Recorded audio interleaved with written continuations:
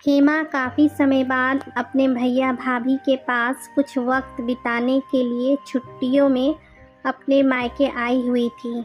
मायके में कई दिन रहने के बाद एक दिन अपने भतीजे रोहन की बहू पिया को अपनी भाभी के साथ एक थाली में खाना खाते देखकर वह अपनी भाभी सविता से बोली, भाभी आपकी बहू तो बहुत अच्छी है, बहुत इज्जत करती है आपकी।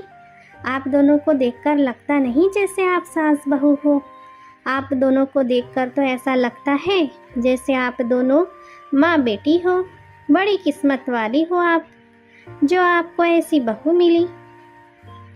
मेरी बहू तो हरदम मेरे सामने मुंह फुलाकर रहती है, ना मुझसे ढंग से बात करती है, ना ही मेरा सम्मान करती है। क्या करूं, मैं तो बहुत परेशान हूं अपनी बहू से। हेमा की बातें सुनकर सविता बोली, दीदी बुरा ना मानो तो एक बात कहूँ, किसी का प्यार और सम्मान पाने के लिए पहले उसे प्यार और सम्मान देना पड़ता है, तब कहीं जाकर उसकी नज़रों में हमारे लिए सम्मान होता है।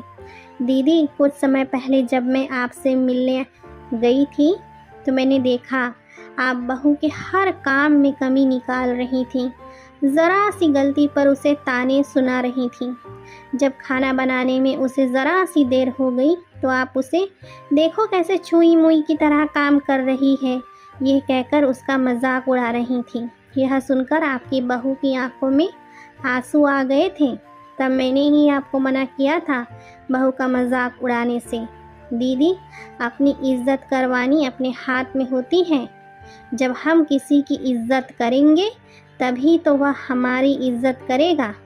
मैं कभी भी बहू के किसी काम में कमी नहीं निकालती। शुरू में तो सबसे गलतियां होती हैं।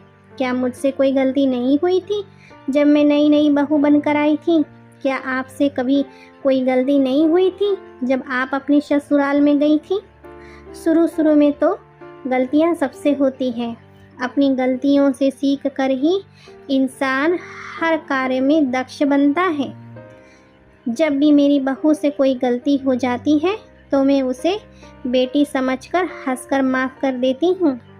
यदि किसी काम में उसे देर हो जाती है तो मैं उससे छुई मुई कहकर उसका मजाक उड़ाने की बजाय काम करने में उसका सहयोग करती हूँ। ऐसा करने से काम जल्दी हो जाता है और बहू की नज़रों में मेरी इज्जत भी बढ़ जाती है। दीदी आप भी बहू का मजाक उड़ाने और उसे ताने सुनाने की बजाय काम करने में बहू की मदद किया करो। फिर देखना बहू खुशी खुशी आपकी बहुत इज्जत किया करेगी। जब आप उसे बेटी की तरह प्यार करोगी तब वह आपको बहुत प्यार और सम्मान देगी। सविता की बात सुनकर मन ही मन सोचते हुए हेमा बोली, भाभी ठीक कह रही हो। बहू का प्यार और सम्मान पाने के लिए मुझे अपने अंदर बदलाव तो लाना ही पड़ेगा।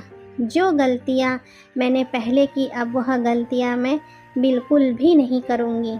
हेमा की बातें सुनकर सविता ने खुशी से उसे गले लगा लिया था। दोस्तों कहानी के बारे में आपकी क्या राय है, लाइक कमेंट करके ज़रूर बताएं। मेरे चैनल पर नए हो तो सब्सक्राइब करना बिल्कुल भी ना भूलें। उम्मीद करती हूँ कहानी आपको पसंद आई होगी। धन्यवाद।